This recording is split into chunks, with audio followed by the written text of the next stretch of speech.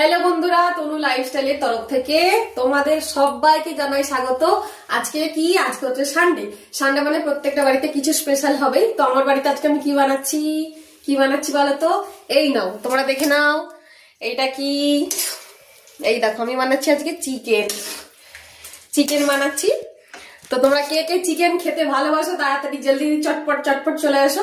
তো বন্ধুরা, আমার চ্যানেলে যারা সব ভিডিওগুলো দেখছে তারা খুব সুন্দর সুন্দর কমেন্ট করছে, তাদের দিকে হাত জোড় করে বলছি অসংখ্য ধন্যবাদ। এইভাবে আমাকে ভালোবাসা দিও, আমি তোমাদের পাশে আছি, তোমরা আমার পাশে থাকবে, আশা করি থাকবে।